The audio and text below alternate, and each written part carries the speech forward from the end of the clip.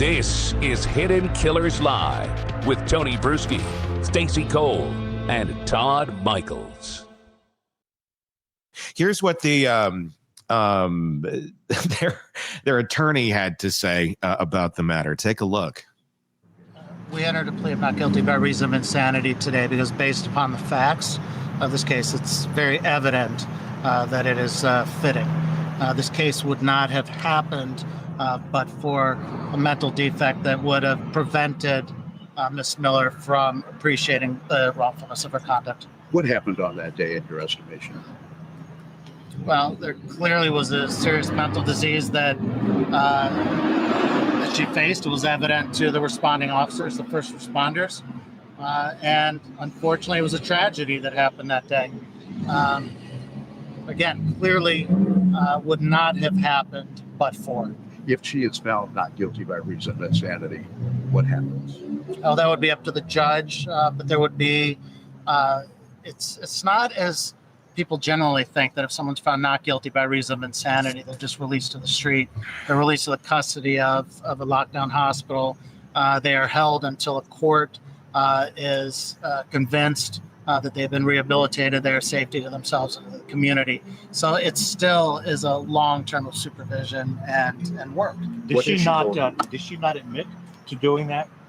Well, I don't think that this is an issue of a whodunit. I think everyone recognizes the fact that that she did do it, but that's just one part of it. That's the act. The big question in this case is the why it was done, and that's what this whole case is going to be about: is the why. How did this happen? I know you cannot say everything she said, but has she shared with you her feelings about what happened on the 23rd? Well, she's obviously devastated by what occurred. This is not something by any stretch of the imagination where we could think that someone would wake up and destroy not just the life of their child. I mean, something is wrong, and that's what we're getting to the bottom of now. But obviously, she's devastated with what's happened. She is, her family is, everyone is. Has the family and the Amish community, are they supporting her through this? I know they tried to help her and her husband. Yeah, so what we have received is support from family and from community members who have known her entire life. What happened on August 23rd, that person is not the person that they know. That's the person that they all believe was the victim of a mental health episode. And so they're supportive of her and want to know also how could this have happened, and look at her as a victim of mental health. We all know that mental health is a tremendous issue in the community. And we saw it here clear as day. And we saw it in its worst form as to what could happen to someone facing a mental health issue, and certainly unchecked. Can you speak to what may have precipitated her mental episode as you might describe it? What do you mean? What may have precipitated it? Why on that day did she go out, admittedly, and toss her child into the lake? Yeah, so I think what we have, and I think you've seen them, I know your station has seen them also and posted them, the body cams from the first responders. We see in real time, we saw raw footage of what was going on in her mind and, what she was reacting to and so forth. I think this case, what you're going to see in this case is one centered around mental health. And you're going to see the input of many different experts in many different fields who are going to be talking about that exact question that you just posed. So I think what we're going to need on this is time to really figure it out, and just making a quick statement would be nothing beyond speculation. Did the judge just set the bond hearing? Can you tell us when that is? Yeah, so we did just set the bond hearing. That's going to be September 25th at 1:00. And what you should expect at that hearing is going to be not just your kind of typical argument of, why someone should be out, but evidence that addresses the factors that the court's going to consider. So I would expect at that hearing, as evidenced by the motion that will be filed here momentarily, that evidence will be put on certainly by the defense. We'll be calling family members of Ruth Miller's. We'll be calling members of the Tuscarawas County Sheriff's Department, and also mental health professionals from the Cleveland Clinic. Thank you. Can you give us your name again, please? Yeah, Ian Friedman and Madeline Grant, both counsels for Ruth Miller. Ian, will you be seeking some kind of bond? We will. Yes, For we will be release? seeking Okay. a bond. Yes. You don't have a specified amount yet? No, not yet. Okay. But you will be trying to arrange for a release at the conclusion of the hearing. We will. And what can you tell us? And I understand there's confidentiality in play, but what kind of do we have any information of what medical treatment she may be getting for her condition at this point? Yeah. So that at this point has to remain confidential. Yeah. But I think through the course of these hearings, again, because there may be some mental health issues, you'll be having some of your questions answered in the courtroom. And are you able to tell us any kind of motions you may be making on obtaining medical treatment for her? So with the not guilty by reason of insanity, one should expect that different professionals will be now visiting with Ruth, both for the state and the defense, and rendering opinions in the case. From there, we'll be filing responsive pleadings. And then what about the issue whether she's competent to stand trial and assist her in her defense? I think that's separate from an NGRI, right? Yeah, you're exactly right. So that is separate. The issue of competency may still be raised in the coming days. Okay, so that's a separate issue. You may raise that. You just haven't yet. So Correct. Okay. Did her family try to help her seek any mental counseling or guidance before the incident? So I don't want to make a comment on that. Again, I think that's one of the issues that will be coming out in the courtroom. All right. Did you have a chance to consult your client before today? Oh, we've been preparing for this with the assistance of our client, Ruth Miller. That simply is letting her know what's going on and so forth. But this is a big process. It's overwhelming for her. And so we're just trying to make sure that she understands it and that her needs are being taken care of. Because she's sitting in a jail cell. She's lost a child as a result of this. So a lot of this is making sure that she's taken care of. As the law enforcement, the prosecutor's office, have they treated your client fairly? They have. So I have to give kudos to the Tuscarawas County Prosecutor's Office and the Sheriff's Department for their professionalism. We've been working well with them, and I think everyone's going to remain focused on what's important in this case, and that is the mental state of Ruth Miller at the time that she lost her child. Since her release from the hospital, has she had, a come-to moment where she hit her the realization that what she did and that she lost her child? I think the magnitude of this is so great that's going to take some time. I think this is all a process. And the realization today is going to look very different from what it may a day or even a week from now. I mean, this is a nightmare that no parent ever wants to face, and made worse by the fact that, she was there. She was present for this. She was part of this, whether or not she was mentally stable at the time and so forth. Regardless of that, she recognizes the fact that, she was there, and this is crushing to her. How long was she in the hospital again? A few days. A few days after her arrest? Correct. Okay. Correct. So, are you able to tell us anything about that stay? And no, okay, not at this time. Can you say which hospital? Yeah, you'll see subpoenas. Excuse me, these bugs are coming out.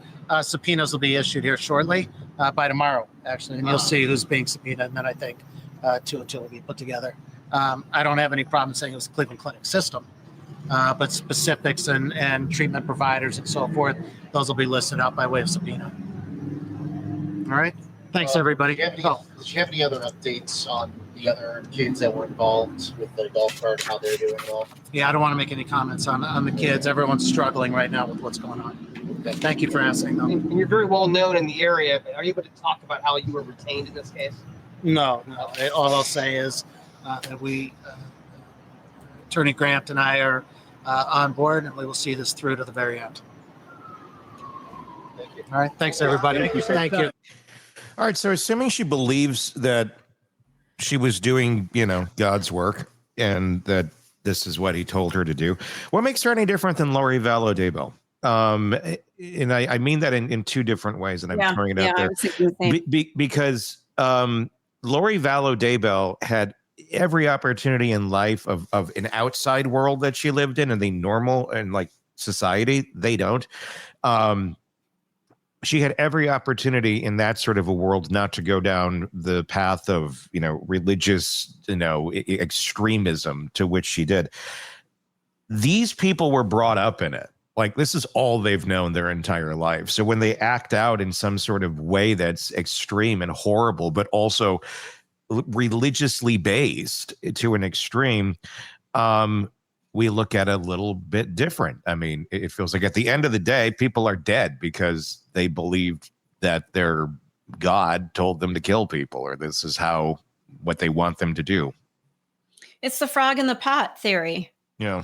They don't realize that they are escalating toward this eventuality. And I don't know, unless they break out of this, I don't know how do you if you don't know anything other than it, that's, and they do have a time where they actually do leave their community. It's almost, I think is it a requirement? I don't remember.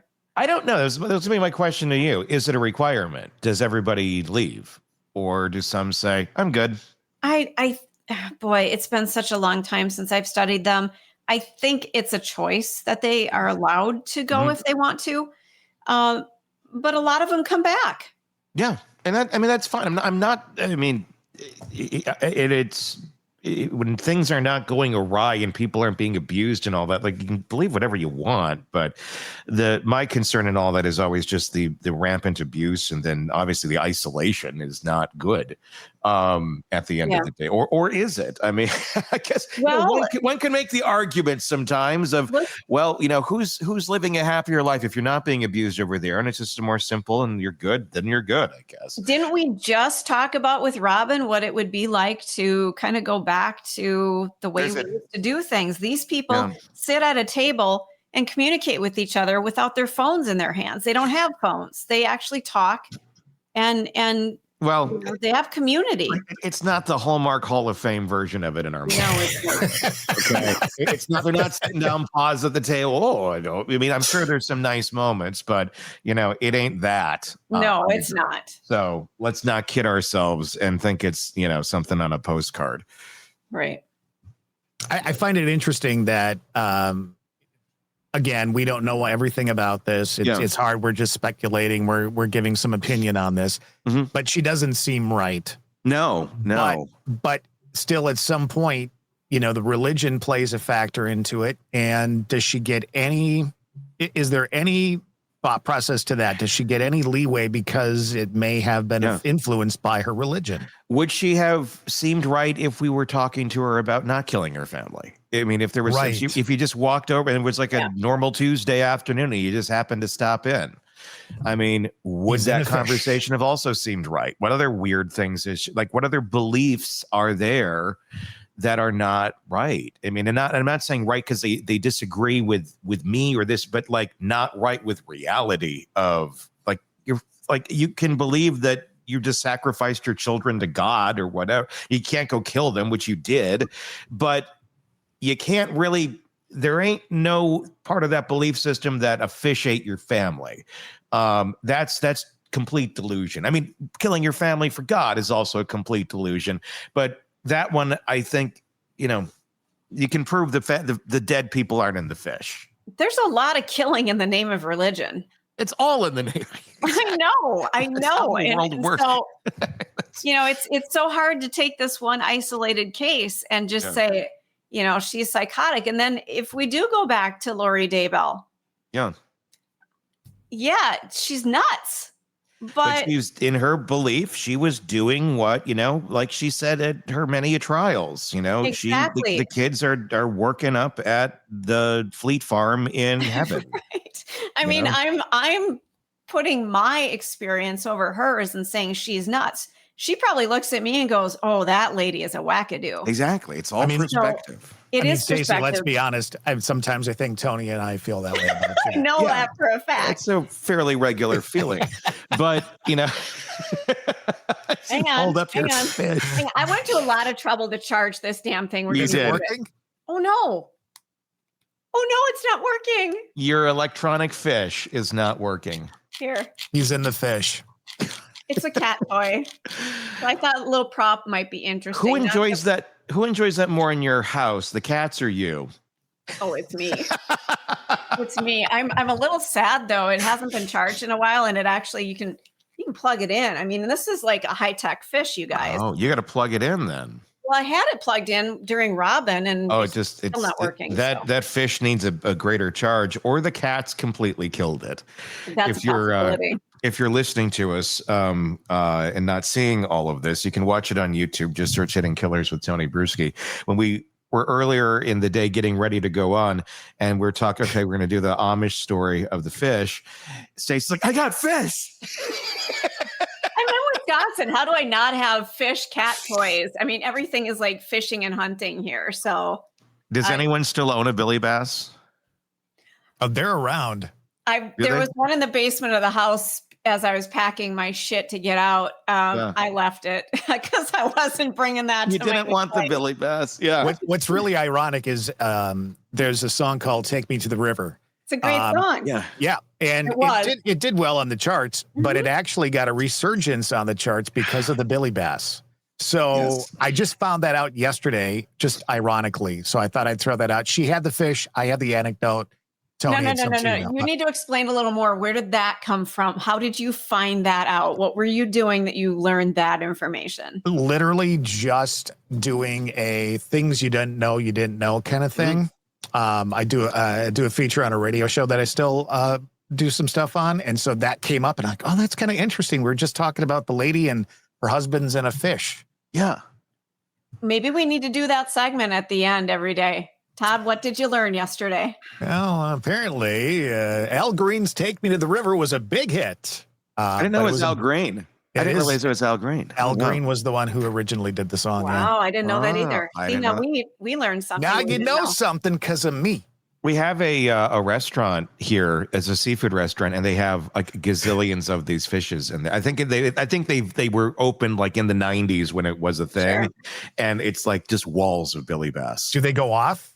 Every once in a while? No. The batteries are so dead by now. I'd imagine if you were to open some up, you'd have like the battery corroding because I can't imagine that there's just too many. There could be more than 1,000 in that place.